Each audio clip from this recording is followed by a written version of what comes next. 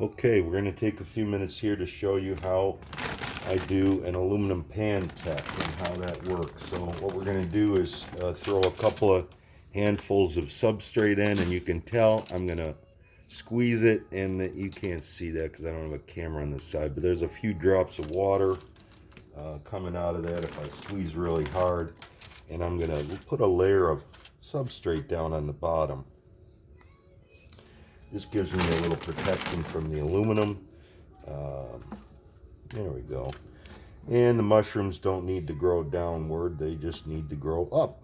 So we'll put that down, give it a good base to grow on, and then we'll take one of these bags of mycelated grain. You can see about a pound of grain is in here and fully mycelated. We're going to cut that open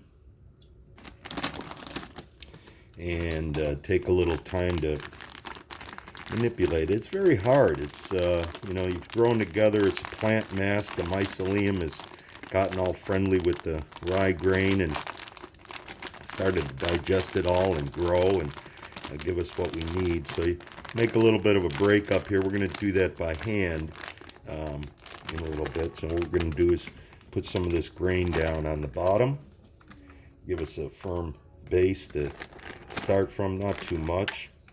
You notice I'm not worrying about breaking up all the bits. Yeah, and then we're going to reach in with the other hand and grab some substrate, give it a little cover. This is the bottom base, so I'm not so worried about what we're going to do down there. Maybe a little more.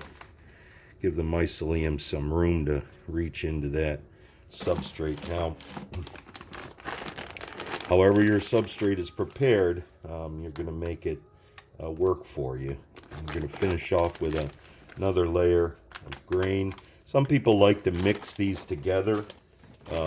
I've been taught back in the day to do more of a lasagna approach for the tubs, but I think that's just a personal preference. And you can see we've still got lots of grain here. We're going to get a nice top layer here where we can grow out a good flush. You'll see how this will develop over the next couple of weeks. So we'll put one more bit of grain down, and I'm using a 5-pound bag.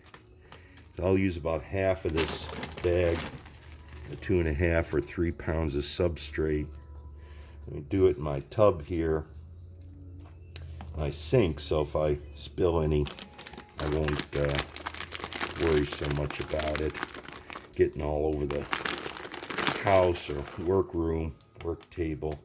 You can see here, pan is pretty full. We've got a full pound of grain. This will grow out about 40 or 50 ounces of our dried friends in a few weeks. We'll show you that progress, but that's how we make a tub. I'm going to finish that off. This is an important part. So this is where we're going to top off the tub with substrate, and for my liking, I like to cover all the mycelium. I don't know, some people call that casing. I don't know. I learned back in the day with jar tech, and we actually would leave the grain in the jar, if you can believe that, because we didn't come up with the idea of a mono tub yet. And we'd leave it in the jar and put a thin layer of soil or casing on the top. I typically used potting soil that I bought in the store and sterilized that. You can believe it, because it was just easy. You just need a little bit. But you can see there I've covered up all the mycelium.